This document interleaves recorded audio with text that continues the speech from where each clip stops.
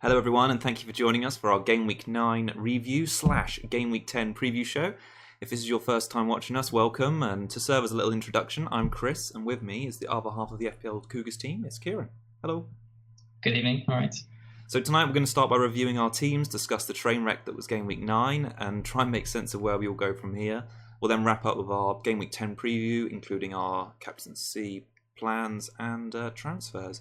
So topics on tonight's agenda are looking a little bit like Mendy's unquestionable form and City's defensive solidarity. We're also going to talk about whether it may be time to start switching to 4 or even 5 at the back.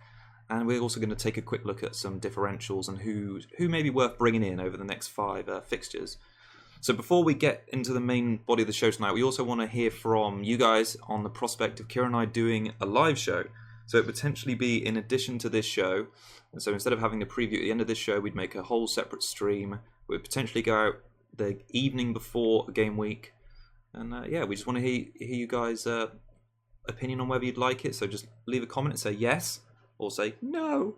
And just like the video, if you think it's a good idea. So we've hit 1,000 views or 1,000 subscribers, haven't we? So we thought that'd be a nice change if people want it. If people want it, indeed, yeah. So we've got plenty to talk about tonight, Keek. Should we start by looking at your not-so train wreck score? It was not too bad, I suppose. I mean, 51 is pretty above average, and most of the leagues I'm seeing, they're all sort of 40s, 30s, and I'm seeing mine as a pretty decent score. There's not many on Twitter that have beaten me either, so I can't be too displeased with that. Still got Madison up later tonight. Hope he can get me up to 60 points, which would be really nice. I don't know if that's likely, but I can hope. Obviously, a lot of people have Madison now, so you kept him on your bench, but which is probably not wise in the end. But yeah, it happened. So, it did happen. Yeah, what about you? Like you say, it was just a bit of a disappointing game week, but I think we've got out of it fairly unscathed. Like you say, we've seen some scores in the 20s from people you'd sort of consider usually good players. I think it's a bit of a wacky week, really, but I think you've done well. One of my first things I said Saturday evening after all results have come in is, why don't I have Spurs and City coverage? Because the last couple of weeks, especially, those two teams are just racking up the clean sheets. And if you're getting those base clean sheet points when your attackers aren't delivering, it's just points in the bank. So the 41, surprisingly a jump in rank. I went from about 120 to 112, but I'm expecting to slide tonight. So my main decision was to, like you say, bench Madison, play Bennett. I was back in that Wolves defensive double up. So, I was in the Crystal Palace game on Sunday with about 80 minutes remaining. 20 minutes left. Yeah. 80 minutes on the clock was what I'm trying to say. PVA with a clean sheet, and he was on for 2 bonus, and I was just like, oh my god, why did I get rid of PVA for Doherty this week? I was ruining that decision, and I was just was not happy. And I would have been on the 60s, would have been the top 3K, something like that, with Madison still to go. But then we know that, but turned out with the 2 late Everton goals, and they finished on 1 point, so whatever. But still fairly happy this week, so all good at the moment. Because he was your transfer, wasn't he, this week, to bring in Doherty to PVA? Yeah. So you obviously saw a rank jump with 51. What did you move from? I was at 17, I think, at the start of this week, and then I was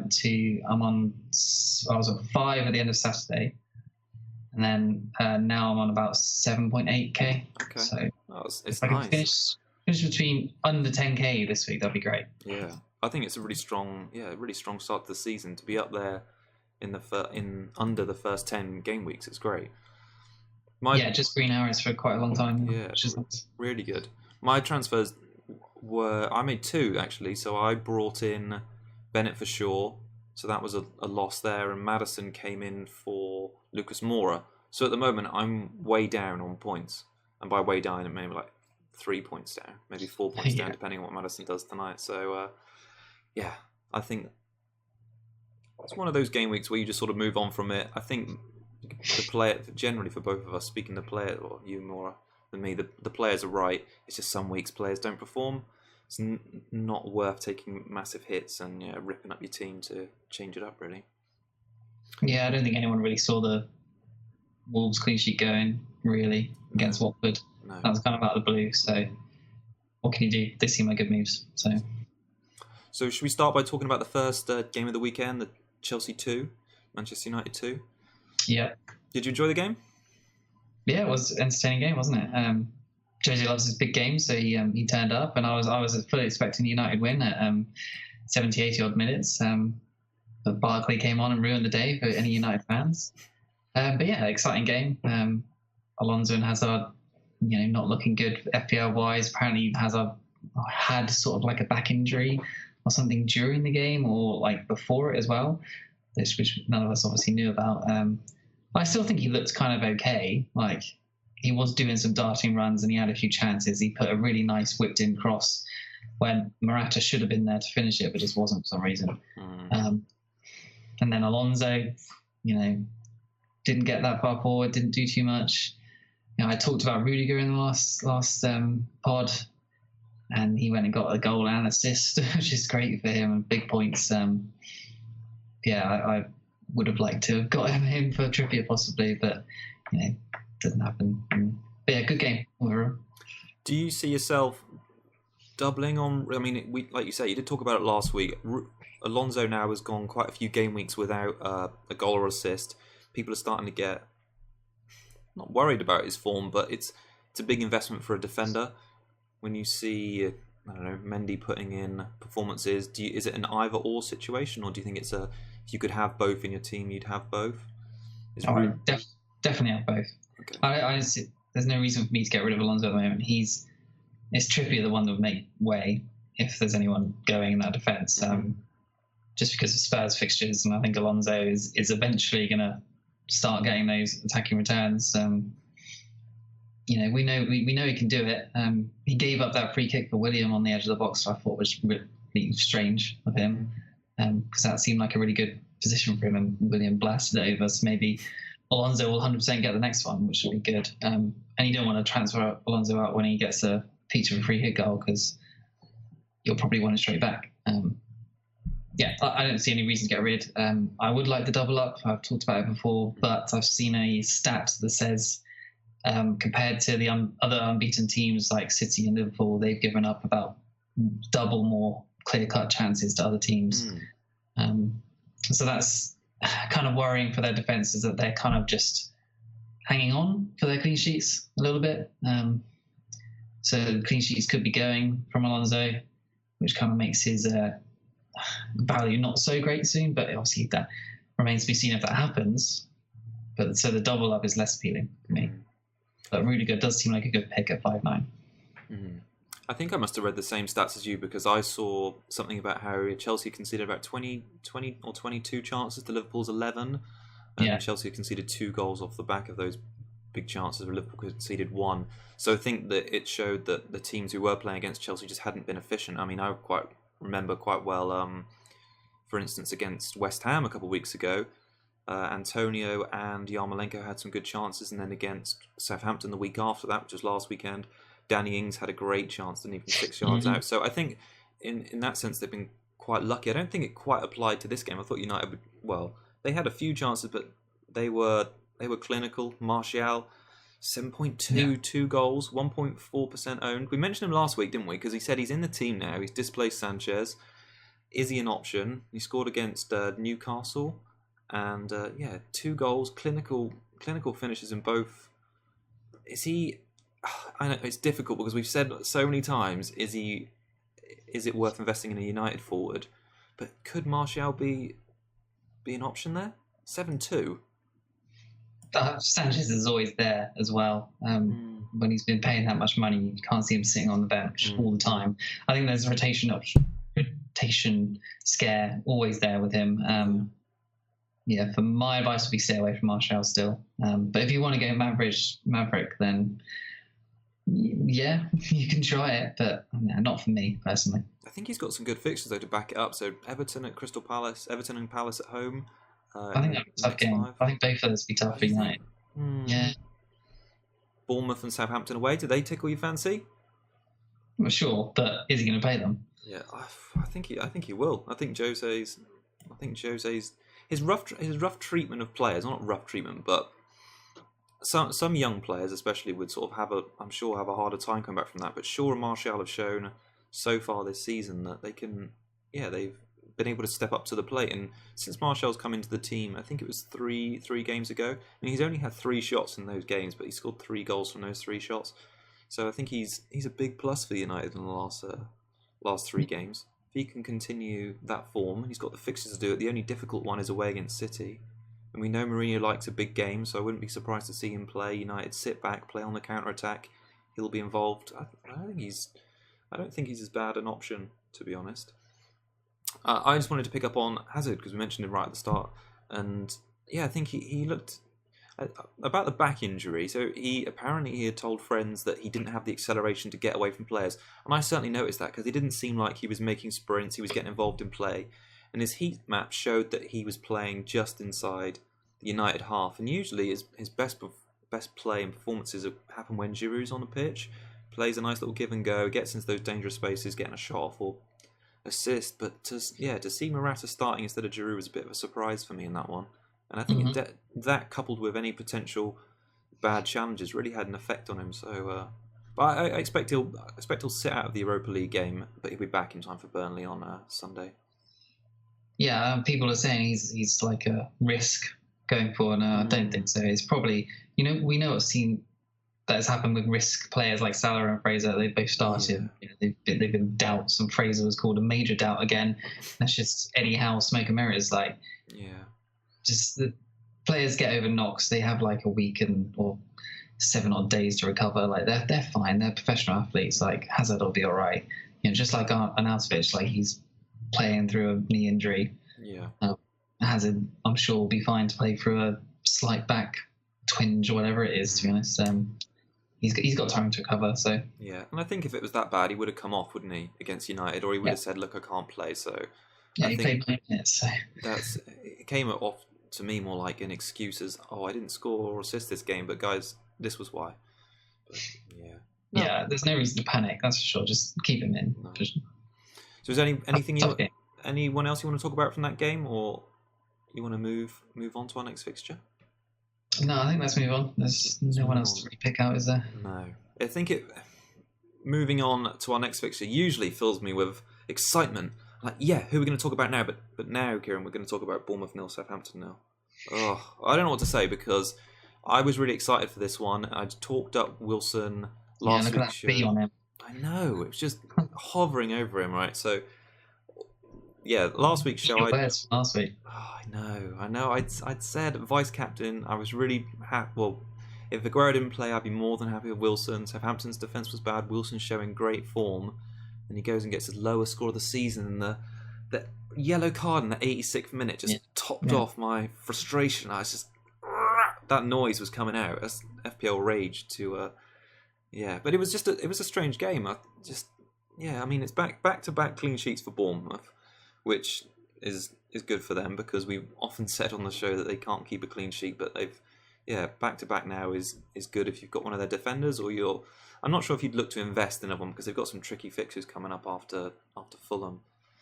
But it was a strange game really. Wilson in particular had 1 shot off target and created 2 big chances, which sort of follows on from how he's been playing this season. He seems to be more of a provider than a goal scorer at the moment. I think he scored 3 this season. He's provided 7. So he's more of a 6.3 million assist machine. I say machine, but he's getting assists. So I was a bit disappointed about that. But do you want to say, what do you feel about Fraser at the moment? Because you were worried going into this one. Obviously, the injury report came up and the threat of Stanislas is there, but he tripled Wilson's score. I wasn't too worried. Obviously, Stanislas being back is a slight issue, but he still started. Stanislas came on for Brooks instead of Fraser this time, so that means that Fraser possibly he did get substituted in the end, but he's not always going to be substituted for Stanislas. The clean sheet helps, and 1 extra point is big in the ranks at the moment. yeah, disappointing. He wasn't even really that involved, which is annoying. And I think his time is close to being up in my team. I think I'll give him next week's fixture against Fulham because the Cherries at the moment are very hit and miss. They blew away some teams and then they go into blank against Southampton, which you expect them to do really well in, because people would have got in Wilson, Fraser this week. They're attacking assets for, hopefully a big haul. I said 3-0 to Bournemouth and last week, and yeah, they got that nil, but no 3. To be honest, like their fixtures aren't too bad. Like they are attacking team and they could get goals, but I feel like I want to sort of restructure, and Fraser is the one that's possibly on the chopping block with his not great fixtures. So yeah, frustrating, but he's got one more game to get another haul for me. I've had him since game week 1, so he's provided me with lots of points, and he's probably been a big factor for me to get so high in the rank at the moment. Just because I've got so many rises out of him, and he's been good, but time to move on possibly. I think he's gone up 0.5 in value, isn't he, since you bought him? Didn't you get him for 5.5 and he's 6 now? 5, yeah. But like you, I'm definitely going to keep Wilson for the next game week, because they play away against Fulham, obviously conceding 9 goals in their last 2 games. But yeah, after that, United at home, Newcastle away, Arsenal at home, and Man City away. That's a tricky run. And when you see Mendy at the same price, getting attacking and defensive returns, it's sort of that's why we're going to talk a little bit more about when we talk about City and Liverpool, the benefits maybe of 4 or 5 at the back, and how players are like Wilson, and I'll talk about my own team as well, like Wilson, like Richarlison, are more expensive than what I would consider a good premium defender who's got that attacking and defensive output. I mean, those fixtures that you mentioned, there's no reason they can't score against Arsenal. No reason they can't score against United either, who are pretty poor at the back at the moment. So there's still attacking returns for them in those games. True. Maybe not against City, but they don't have to be sold because they can still get returns, I think. I think the reason why Wilson especially will be on the chopping block for me is because although those games they can score in, I'd say it's more unlikely they score in than a player like Arnautovic will score in his fixtures, if you see what I mean. Yeah. I think with those mid-range strikers, I think they're really fixture-based. And if they're not having a good fixtures, like Zaha, I mean, it's funny because we talked about it last week, but Zaha's got a really tough run coming up now. He could have got an assist yesterday against Everton, but I think those sort of mid-range strikers, and I think they need the fixtures as well as a little bit of form to see them through. Yeah, I think you're right. Mm-hmm. So should we move? Anyone else you want to highlight? Oh, I was actually going to mention Ings before we move on, because I think he's still quite highly owned for as 5. So he's one of the few. Him and Jimenez are one of the few under 6 million forwards that people still own. Hasn't scored a goal in a while. Neither of Southampton. I think that's two blanks in their last 2 game weeks. He had 1 shot on target. His heat map showed he wasn't getting many touches at all, really, in around the penalty area. I think he only completed 10 passes all game as well, so they're not getting, I don't know, away at Bournemouth, you would have thought that's the sort of team around them at Southampton need to really be going hell for leather trying to score against, but yeah, it's just not happening for him at the moment. Do you think it's worth holding on to him? Is he still a third striker option or a bench option? He's not a bench option. You don't want that much on the bench, honestly. I've seen a lot of people on Twitter with benching 5.5 million strikers and with lots of value on the bench, and they just miss out whenever they bench it, and if they score, and when you play them, then they don't score. And it's just, you don't want that value just sitting on a bench or just doing nothing on a pitch. So there seems to be better ways to spend that third striker money at the moment, like in defence. Yeah. Like for Maddison or Siggy upgrade or something like that. I still like Jimenez, obviously, in that sort of bracket, but he came off for 60 minutes. And so, Ings not returning is worrying for his owners, definitely. Their fixtures still, they're okay, but they're still got some difficult ones coming up. So, it's just Hughes. He's terrible. He leaves me depressed. If I was a Southampton fan, I'd just be. I don't know. He changes things about. He moans about officials all the time. I don't know. Maybe he's different when he's not in front of a camera, and he's, I don't know, nice and lovely. I can't But see it. I think yeah, I he's can't see. pressing as Jose is sometimes. Hey, It's true. I like Jose. Okay. Is there anyone else you want to mention from that game? No, let's go. No. Sorry, Cardiff, Bournemouth and Southampton fans. Right, we're going to move on to Cardiff. 4-2. Kieran, who would have thought this? Yeah. Cardiff. Well, shall I just start by saying Fulham's defence? Wow. So the nine goals in the last 2 games. They've got a real problem. I think he could be. I'm saying to you, wasn't I, the other on Saturday, and repeat it here, that the owner spent a lot of money in the summer, and obviously he guided them up last season. But after such a bad start, and I think that the fact that defensive record is so bad, I think he could be the first manager to get sacked, and just because it's a difficult thing to sort out a defence, and if he's not proving he's the man to do it, because I think they've slipped into the bottom 3 now, haven't they? Yep. So it's a big game, this Bournemouth game, because I think they'd sort of eye up a team with the amount of investment they've had over the summer. I know they've come up from the Championship. But yeah, the investment they've had compared to Cardiff, who are now above them, and to see them just shipping so many goals, yeah, I think he could be in a little bit of trouble. But they've got some decent fixtures coming up. Anyway, they played badly in this game. Rocket from Schürrle, who we picked out as a differential, didn't we? And they owned by only 5.4%. He's 5'9", and I think if you don't, like, you and I both have Mitrovic, but if you, I wouldn't double on them, but if you didn't have Mitrovic and you had a space open in your midfield, I think Schürrle's looking a good pick for the next 5. If they're going to pick up points, they've got tasty games against Bournemouth, they play away against Huddersfield, and then they've got Southampton at home. So I think, I think he's still a very decent differential, really. Yeah, he's a good player. Came from a quality team in Dortmund. He's been at Chelsea before, got the Premier League experience, and he's getting the chances and getting some goals. So in a terribly defensive team, well, not defensive team, a terribly bad defense team, and then looking to attack all the time in Fulham, he's suited to that team well. Shame, talking about Mitrovic as well, 0 shots at all. Got a nice assist, but for him getting no assist at all and no shots at all, and no goals in the last 3 weeks at least. Are people thinking about moving on? I don't know. I'm not at the moment because he has those 2 good fixtures, as you said. Mm-hmm. But it is worrying, and he's starting to look like he might be a placeholder for Arnautovic at some point, because Arnautovic fixtures is so good. I would really like to get him in sooner rather than later, to be honest. But Mitrovic's fixtures are just too good to miss up, I think. Yeah, he's on, like you, he's on the edge for me as well. His fixtures are there, and he's been trickling along with the odd assist every now and then. But it's a difficult one. I think, like you say, he's a placeholder for Arnie. I want to shout out some of the Cardiff players because we haven't done that at all this season.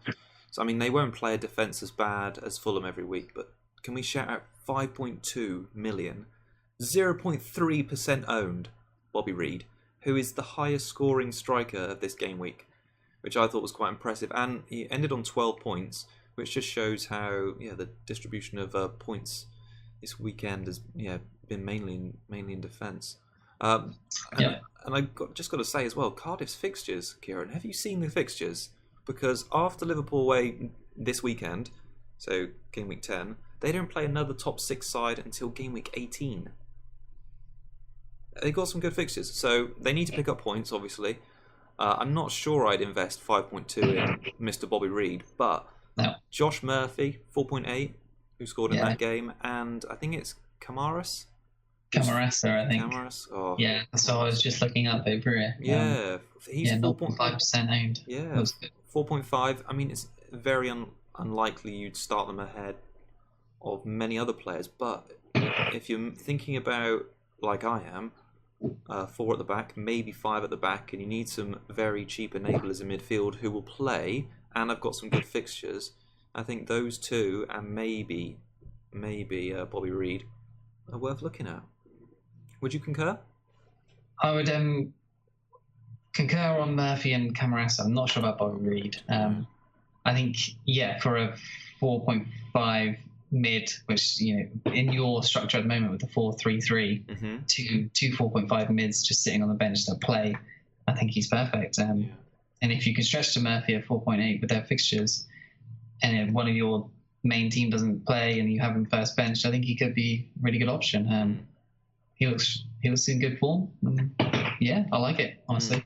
Cardiff obviously still a bad team, but the only other player at that price, 4.8, is Kennedy. Yeah. So I think it's a straight shot between, and they have good. Yeah, exactly. So they have good fixtures too. And we've been talking previously about Knockaert as a 5.5, and we'll get onto the Newcastle Brighton game in a bit. But I think he's obviously 0.7 more expensive. More expensive than those two. But yeah, both 4.8, both great fixtures. And yeah, like you say, if you're thinking about restructuring, it's a player that is guaranteed to play, going to get forward, might get the odd goal, but primarily he's going to be on your bench. I think it's a decent option. Yeah. Anything you want to say about the rest of that game? Anyone else you want to pick up on? No, let's go on. Just avoid the Fulham defence, guys. If you have got Tim Ream, delete him from your team. Okay. Yeah, look drunk. He did look drunk, didn't he? On Match of the Day, just running around. Oh, man. Yeah, ridiculous. Sorry, Tim Ream and your family, obviously listening. But yeah, you had a bad game. I'll tell you who didn't have a bad game, Kieran. Man City. Because they put 5 goals past Burnley. Whew, they're on fire at the moment, aren't they?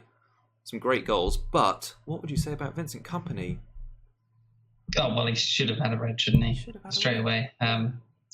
Don't get it with 36 seconds gone in the game and refs are just like, nah, it's just yellow. It was reckless. Come on, he was, as Shearer said in the Match of the Day, he was on his ball sack. He was just, so late, about 2 yards from the ball, straight studs into the leg/groin area. Should have been sent off. And City would have struggled after that, I think. Big turning point as well with the ball coming out. Well, I think it was over the line for the second goal. Blatantly was. Yeah. So some bad refereeing in that game, honestly, for City to just be able to go and run riot. Burnley looked lost after that second goal, really. To be honest, the Burnley stopped and the official on the sideline probably stopped as well and wasn't looking at that David Silva cross. So, I mean, what can you do? That's why I guess we need VAR in the Premier League. And I guess that's coming soon. So something to talk about next year. That'll make fantasy more interesting, won't it? It will. Probably make a lot of us quite mad. But yeah, it will. But it'll be right. So should we start by talking about Aguero?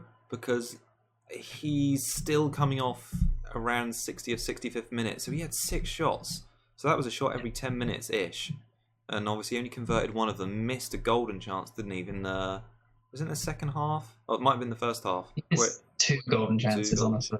The one where Joe Hart had saved it right to him and he blasted it over and it nearly hit the corner flag.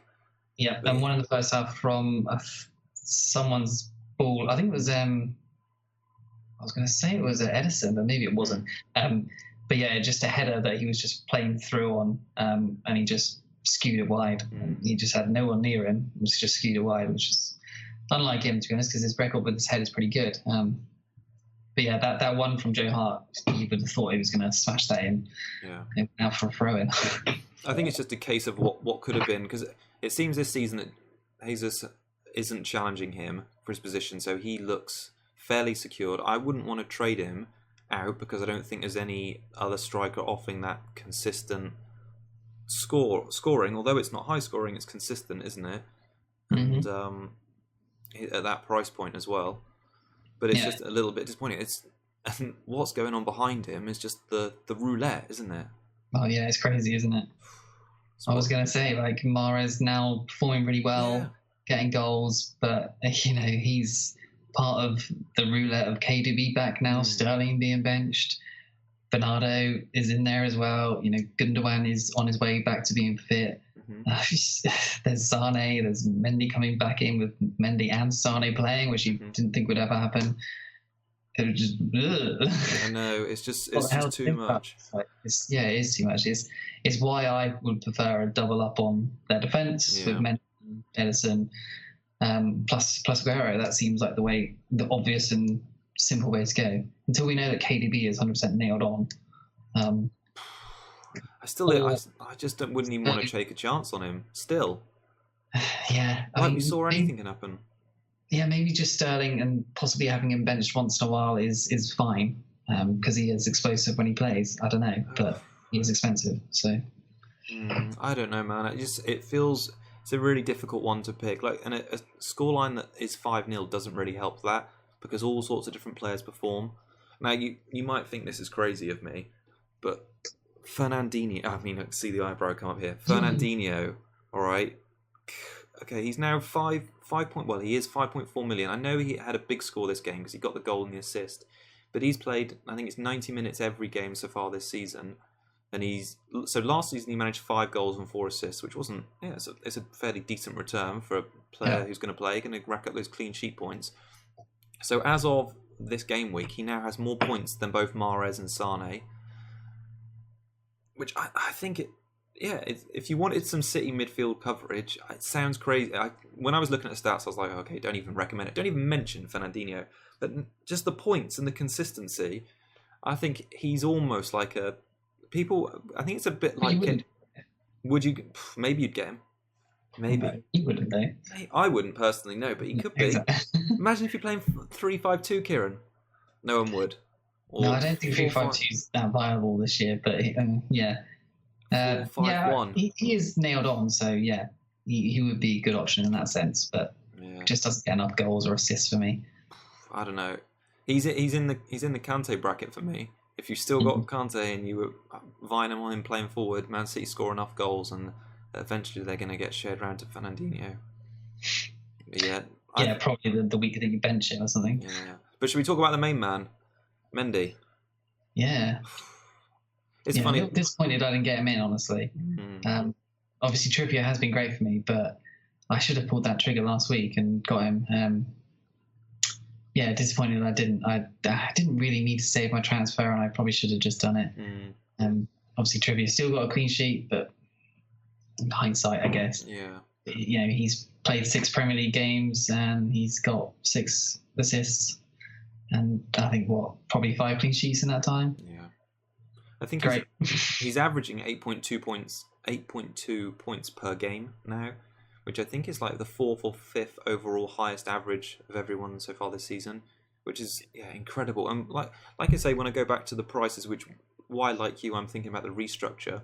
When you compare him to someone like I have been with Wilson or Richarlison, the fact he's playing for Man City, he's getting more involved in the attacking play. And he's just producing these great crosses. He's getting far up the field. He's basically playing as a winger. Yeah, he's just exciting, man. And we put him on the thumbnail graphic, didn't we, last week? Because we bigged him up, and neither of us got him. We were just enticed by Doherty. We thought, oh, bargain. Wolves at home. That'll definitely be a clean sheet. Let's worry about Mendy another time. But now I got him, but just didn't. But now we've got to worry about Mendy now. Are you gonna get him for Trippier this week, or I mean, it just seems to me that seems not sideways because after that he's going to be all right. But you're taking out one defender who's playing another defender. How do you see it? I would like him, but I think I'm going to hold off this week just because they're playing Spurs, and I think I'm going to go Trippier to someone else. But I guess we'll talk about that later. I don't know. We'll talk about that later. So, but Mendy is obviously great. If you got him, good job. Hopefully he's nailed down for the foreseeable future. He doesn't go out of the team again anytime soon, and hopefully he doesn't get injured again. So I don't know if that actually was an injury he got. We'll ever find out, to be honest. But he's great. And he's averaging great points, and if you had him, he probably saved game week this week.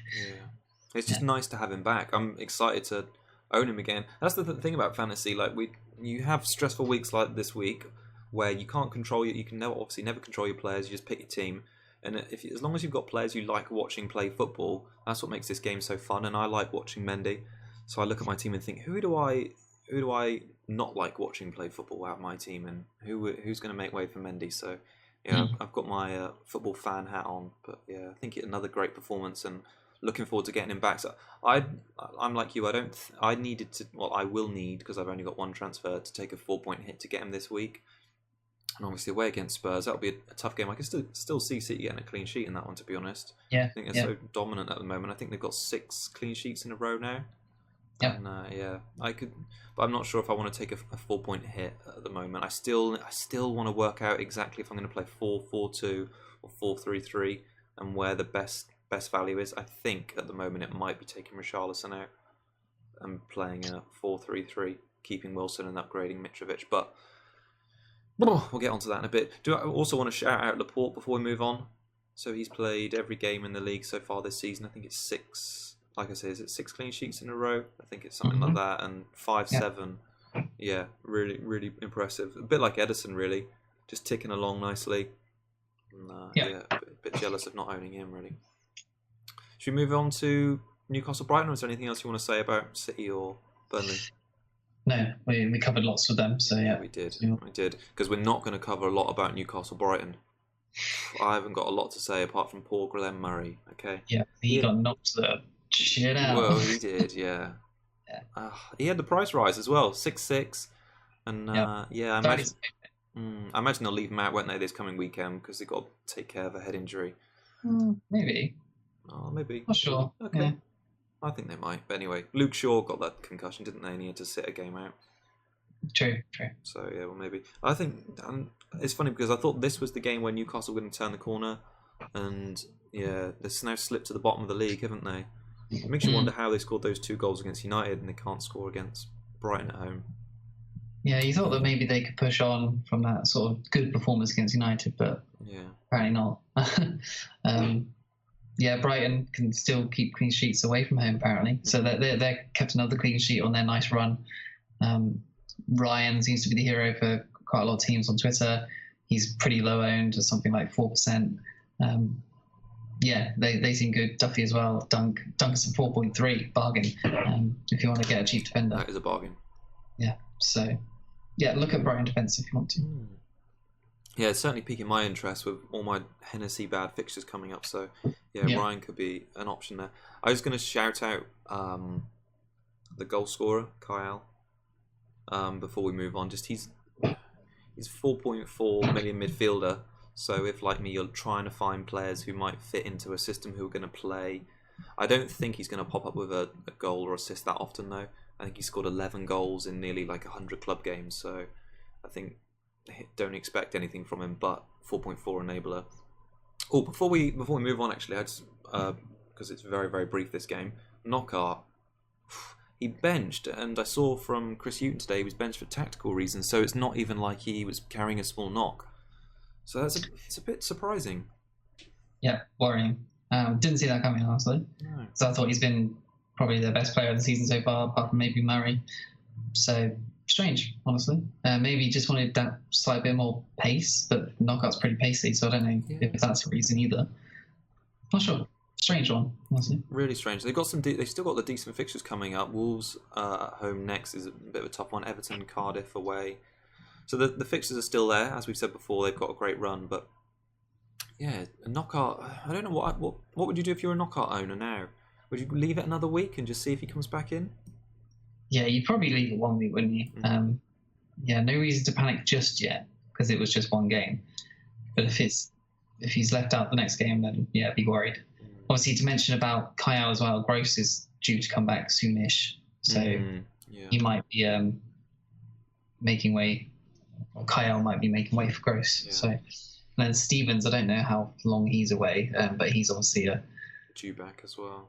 Yeah, he's usually in their team, nailed on figure. I think he's their captain as well, isn't he? I think he might be, yeah. Actually, no, that's Bruno, isn't it? He's been a 4.5 hero, though, hasn't he? He has. Yeah, we spoke too much about that.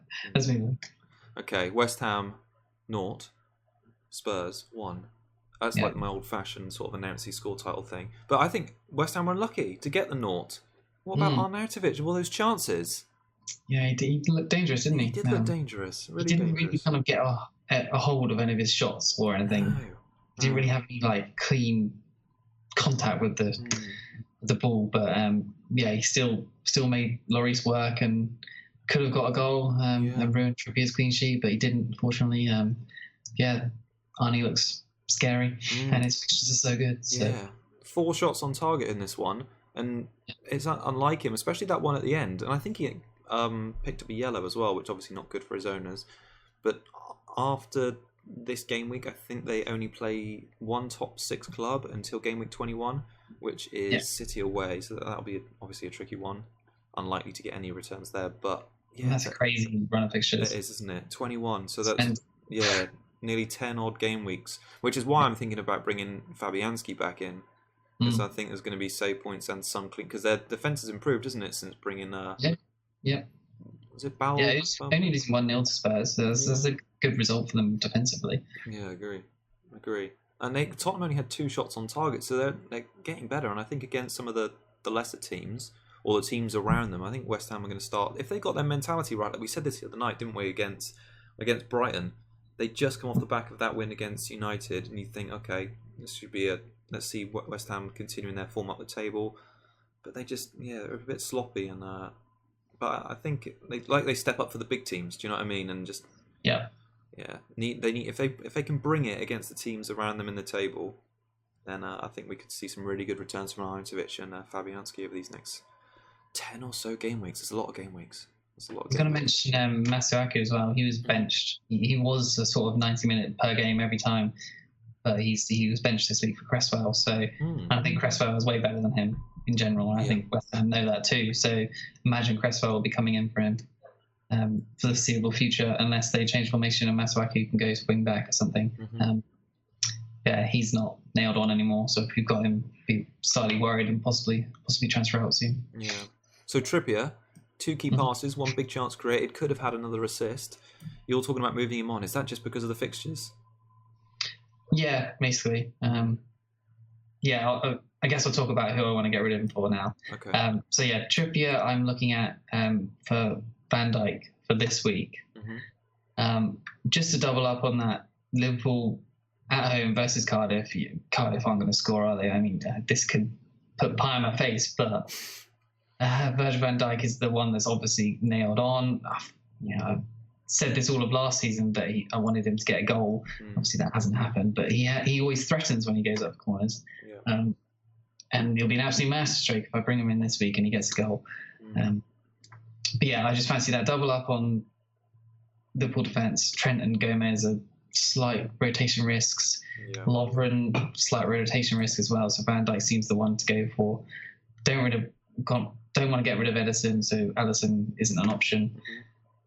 But that is a 1 week sort of punt, and then to go BBD to Mendy the week after, so that I don't have Mendy in for against Spurs. Spurs could score, so it just seems like a win-win possibly for me. Yeah, I think that's just get Mendy in the week after, and I'll have plenty of money because I've got about 0.9 in the bank at the moment. So that's my possible transfer. I think they seem like sensible moves. But for other Trippier owners, would you think now they've got the tricky fixtures are coming? Would you think this is time to move them on or keep faith? What are we looking at? We're looking at City at home, Wolves and Palace away. Admittedly, Wolves and Palace don't score many goals, do they? Especially Palace. And Wolves as well. They haven't scored multiple figures against many teams. And they got Chelsea at home, Arsenal away. So it's so-so. I mean, if you don't have Mendy and you can afford Trippier to Mendy, maybe not this week, but the week after, if you want to do that, then I'd see that as a better way to go because of their fixtures. But if you don't want to get rid of Trippier, and he has been close to another assist, and he's been getting the consistent clean sheets. If you think they're going to keep the clean sheets against those type of teams, then keep him. He's a great option. He's always got a goal from a free kick in him as well. So, What would you, before we move on, should we just talk about Harry Kane? Because 12.5-ish, still a popular pick. I think I think it's around 25%, maybe 30% ownership. So he's come off the back of 2 good fixtures in Cardiff and West Ham now. No returns. He only had 2 blocked shots in this game, so couldn't even get any away. I think that's partly down to West Ham's improved defence, but with those fixtures coming up, like I say, if you've not got rid of him already, do you think it's time to move on from Kane when there's so much value in defence? Probably, yeah, Yeah. probably is. I mean, a lot of people did it this week when they went for that punt of Kane against Huddersfield and Cardiff. The plan was to go back to Aguero for Burnley, Yeah. and that has worked out for them. But if you kept him, that game against West Ham would be one that he could have got a hat trick in, something like that. Yeah. It seems like one of those sort of harder games on paper where he just turns up. But he played well for England, didn't transfer that form into this game, unfortunately. Yeah. But yeah, I would probably move on, because if you don't have Aguero, if you got rid of Salah, then I think those two are both better picks going forward. And also, if I said to you, would you rather have A, Harry Kane, or B, Mendy and Van Dijk, you'd say... Well, probably, yeah, Mendy, Van Dijk for sure. Van Dijk. There's way more value in their defences. Well, the fact that you could have both of them for less than Kane's value is quite incredible. Yeah. Okay. Sorry, Harry. Love you. Okay, so Wolves-Watford. I think this was the surprise result of the weekend and the most infuriating one. And especially when I watched it back on Match of the Day and saw Patricio just watch the ball just like this. He's just like, okay. Yeah, it was strange, wasn't it? Yeah. I guess he just didn't see it. I guess he didn't see it and it was hit hard. But yeah, Wolves only had one shot on target at home. But Watford were meant to be down and out and beaten. They were like, oh, we've got guys out. Holebas, our main, maybe that's why they kept the clean sheet. Holebas was out.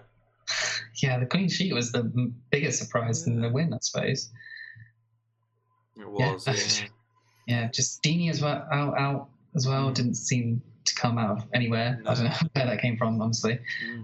Gray on the bench, random success coming on, but it worked for them. I've got in my notes that Doucouré, Pereira, and Deulofeu as well. Yeah. All options of the next few fixtures, because their fixtures are just full greens. Yeah. For the next, at least, let's have a look.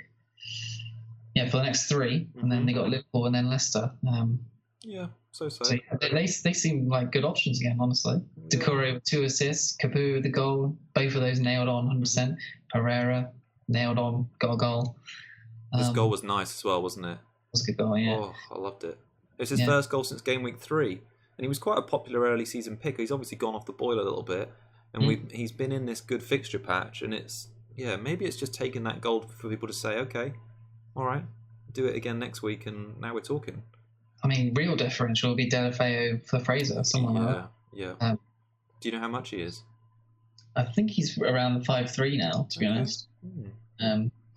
I'll search him. If he continues to play, I think he's a good option. It's funny, he's but 4. Oh, he's okay. 0.2% owned for these next 3 fixtures. Yeah. And he played 68 minutes against Wolves, so that's where it would be a little bit of a worry, especially. It was his first game back. Yeah, that's true. Well, it was success that piqued my interest. As I've said many times, is switching between the 4-3-3 and the 4-4-2. He's played every game now this season, and the fact that I think this was the first one he started.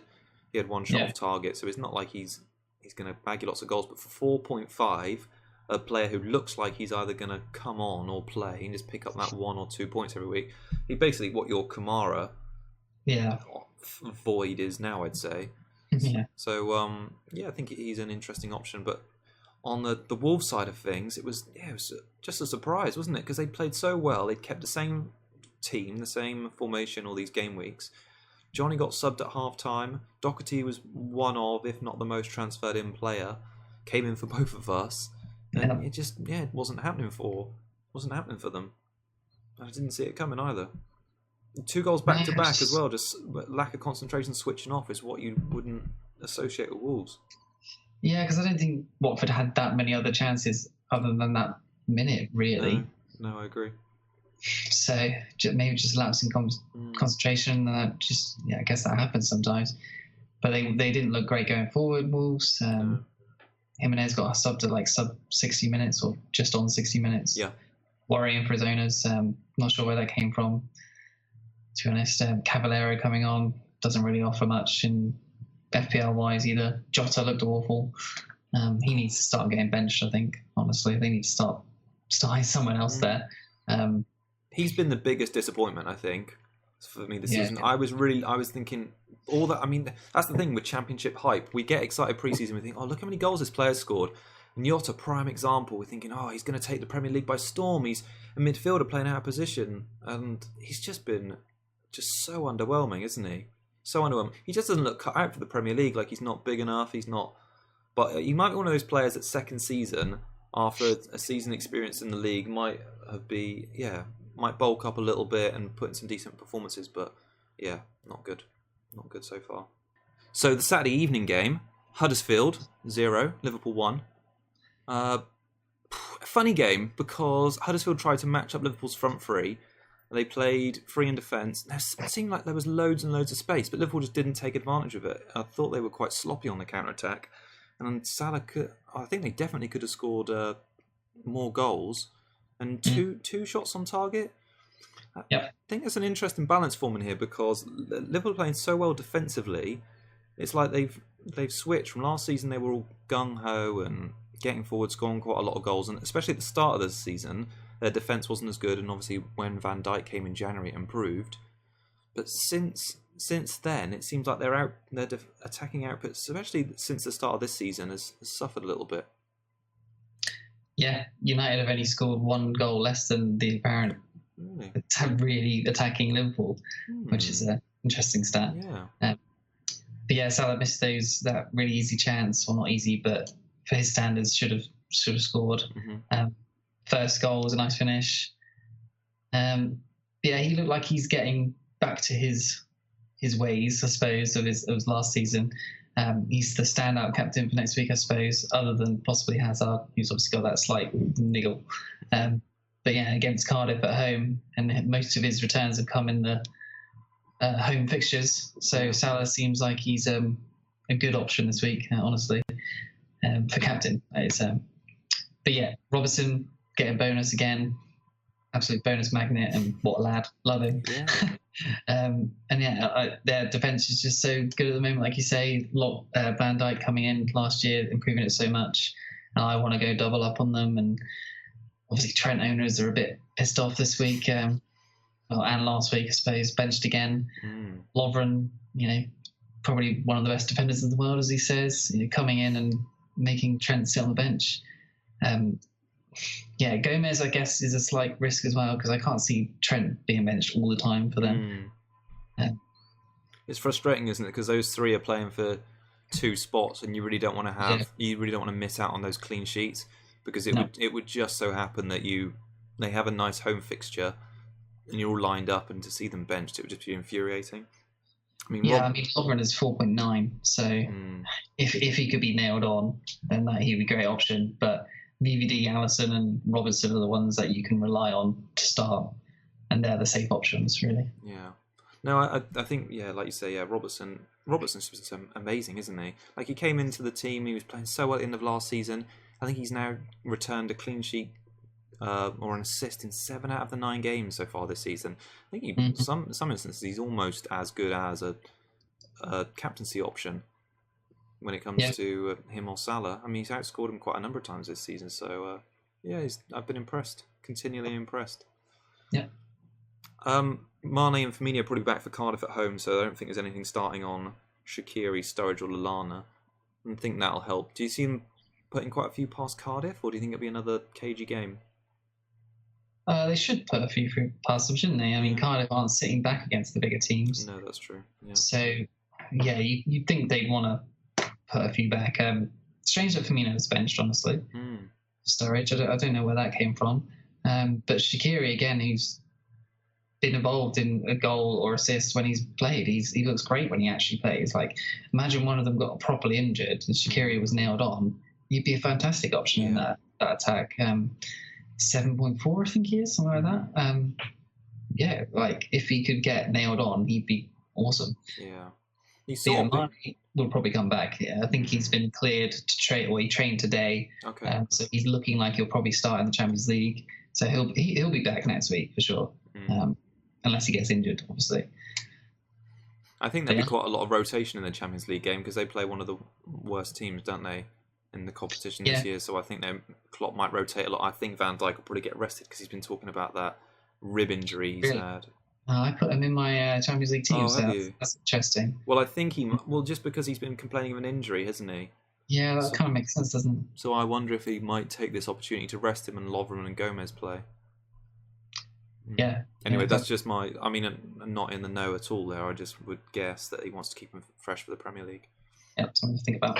Okay, Everton Palace. Mm-hmm. Final game of the weekend. I watched this one because you were busy watching NFL or Yeah, flicking, weren't you? Channel hopping I and was switching between. Yeah. switching between one of the worst games. So I think you saved yourself. Mm-hmm. And yeah, 80 minutes. What took until about 70th minute. Zaha cut inside. Coleman gave away the penalty, and yeah, Pickford can World Cup penalty saves. Oh, brought some lovely memories back. That game against Yep. Colombia, and yeah, I, it was I couldn't decide if that was a good save or a bad penalty. Like it it was was in between the two, yeah. right? Well, it was bottom middle, wasn't it? Yeah. So it wasn't like I don't know. If I was taking a penalty, I'd want to try and hit the side Put it netting on, every time. sure. I would never feel I'd feel like I would get easily criticised if I hit it middle centre and I missed. You know what I mean? Yeah, I mean middle centre's fine, but you need to hit it a bit higher than the guy's leg. That if you could go up, you know. Yeah. But yeah, Yeah, it was well poor. done, I suppose. But yeah, slightly poor penalty, I suppose. And I think Sacco's sort of ruining Palace's chances of a clean sheets away from home in the last couple of games because he gave away that penalty against Bournemouth away. And in this game, he it's a bit harsh, but he switched off a little bit for the Calvert-Lewin goal, and then switched and then lost Tosan, didn't he? So two quick-fire goals at the end of the game, and yeah, before that, Palace have been defending fairly well, but I just think they're attacking it. They just don't look good in attack, do they, at the moment? Really struggle. No, they don't. Just going back to last seasons when they didn't score for 7 games in a row, isn't it? Yeah. They haven't seemed to have scored in a while. And PVA got a goal a few weeks back, but yeah, I can't see that happening very often. Their fixtures are terrible from now on, so yeah.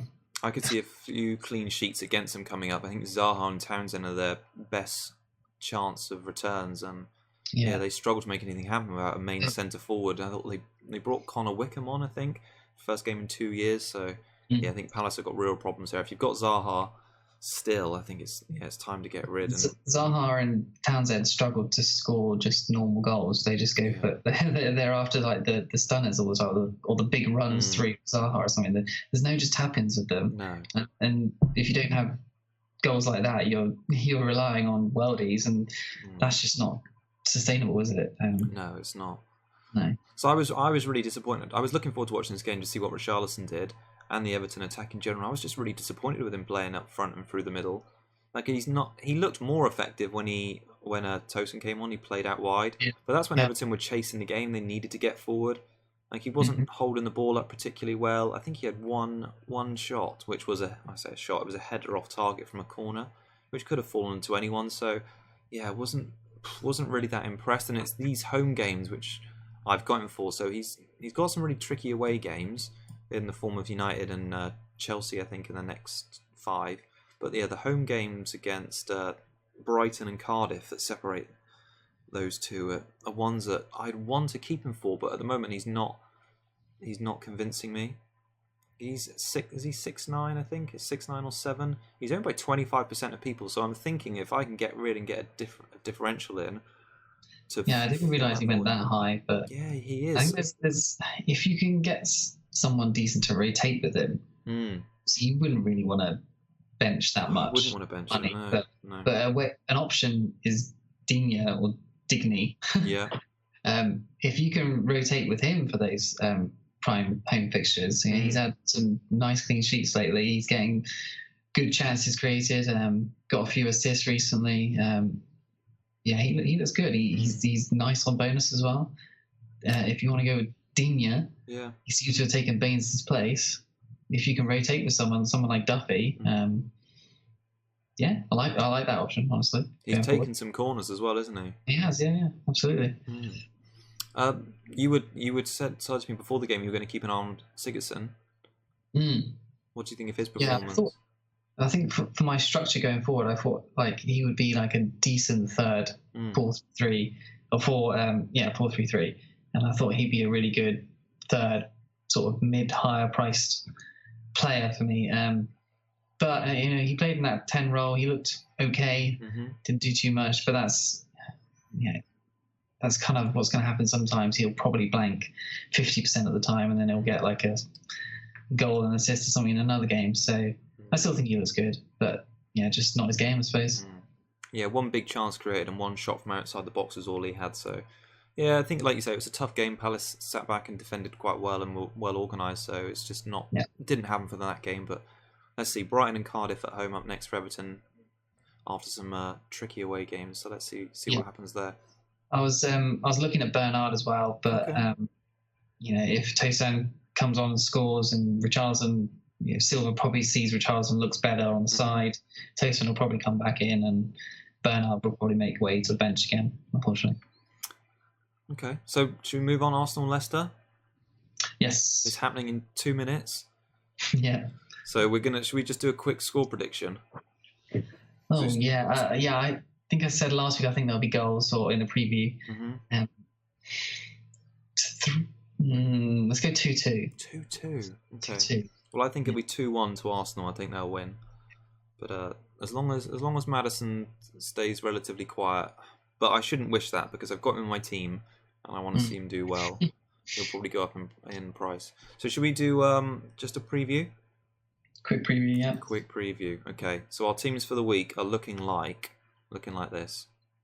I'll start with saying I think Salah nailed on captain for me this week. Cardiff at home. If you've got Salah in your team and you're not going to captain him at home against Cardiff, what are you doing? So Salah for me, and I think I'm going to roll the transfer, and then have 2 next week to really decide how. And then I might take my first 4-point hit of the season to restructure. But if I do take the 4-point hit this week, it'll be to get rid of Richarlison and bring in Mendy for Bennett. Richarlison will go out for a 4-point something, but yeah, maybe Murphy from Cardiff, maybe the 4.5 from Cardiff because of their good fixtures. Seems like a good move, but maybe not this week. Just because that Spurs game is just tough fixture to do it. Yeah, I agree. But could get a clean sheet, couldn't they? So I will be captaining Salah. This was before I heard about this sort of slight niggle on Hazard's back injury thing. Salah will be captain, and I think it will be Trippier to VVD for this week, and then I still have 1 free transfer. I'll think about doing something with that. I would like to get Arnie in, for Kamara, but I just can't afford it, annoyingly. I'd have to get rid of Maddison. Don't want to do that. It's got great fixtures. It looks like it'll be Trippier to VVD and then VVD to Mendy the week after. That looks good to me. And I should still have 1 free transfer if anything goes wrong. No, all looks good. I was just looking at your team thinking you don't have the enjoyment of when the game week sort of closes and a new one opens and you get to redo your team. I always like to mess around with the formation, whereas you've quite for a number of game weeks now had those 3 on the bench. Those 4 on the bench. So you're just changing the captaincy every week. Once you get that third striker, Kieran. Whew. But it's kind of helping me out because I haven't had to make any weird changes and I haven't had to take any silly hits. And everything's just sort of fallen into place nicely. No, it's true. I think you've got the nice structure at the moment. So I still have that wild card. So maybe think about maybe you don't need to change it to a 4-3-3. Maybe 4-4-2 is all right. Yeah, maybe. Yeah. Okay, so that's our very brief preview. So like we said at the top of the show, if you want to see us do a live stream, we'll probably do it this Friday, I would have thought. You can ask us questions. We'll run through the fixtures in more detail. We'll have a laugh. And yeah, if you want to see that happen, just let us know and like the video, and that'll be a good barometer for us. And follow us on Twitter, and we'll announce timings. But I imagine it'll be early evening on Friday. But yeah, that'll be cool. All right, so just to wrap up tonight's show, thank you to everyone for joining us. We'll be back early, obviously, back either end of this week for our preview or back at our regular time next Monday evening with our Game Week 10 review show. So if you have a pressing FPL question that you want answered, you want some tips on your team, comment below and I'll likely get back to you. And Kieran will be having a look at everything that gets sent over on Twitter. So if you haven't already as well, we'd really appreciate that thumbs up on the video, and subscribe if you haven't already, and join the Cougars aren't pack animals, Kieran, but Let's just say they are. So join the pack, guys. Join the pack. Join the pack. So until our next video instead of next week's. Until our next video. Goodbye from me. Cheers. Good luck. Cheers, guys.